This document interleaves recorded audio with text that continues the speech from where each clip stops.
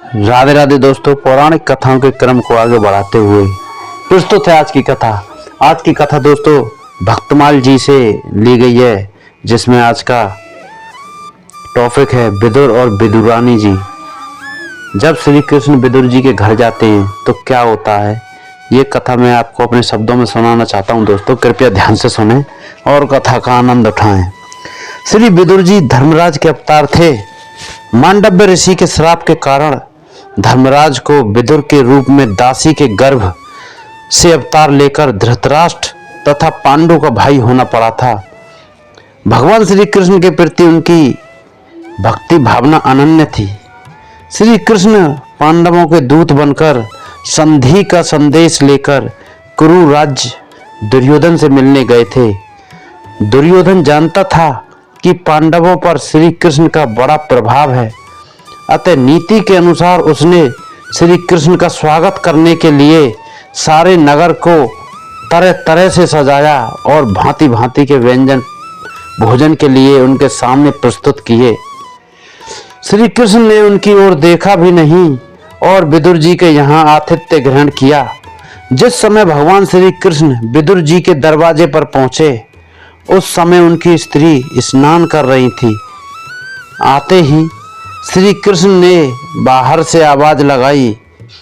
विदुरानी ने सुनते ही श्री कृष्ण की आवाज पहचान ली और सुध बुध भूल गई। जैसे उस स्वर में कोई आकर्षण हो, वस्त्र पहने बिना ही वह ज्यों की त्यों दौड़ आई और किवाड़ खोलकर भगवान के दर्शन किए।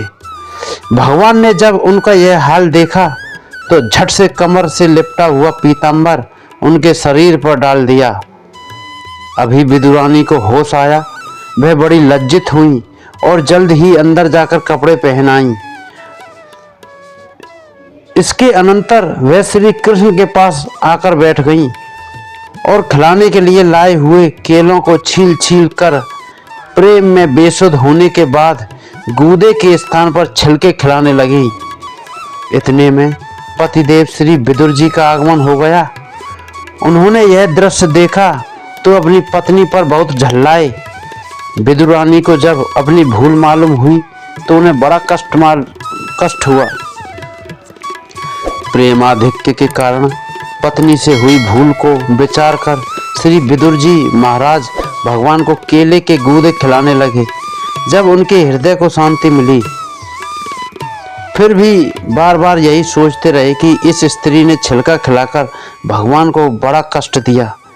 इस पर भगवान ने प्रसन्न होकर कहा, विदुर जी आपने यह काम ठीक किया कि मुझे केले के गूदे खिलाए, पर सच बात तो यह है कि इतने पर भी जैसा स्वाद उन छिलकों में मिला था वैसा इन केलों के गूदों में कहाँ।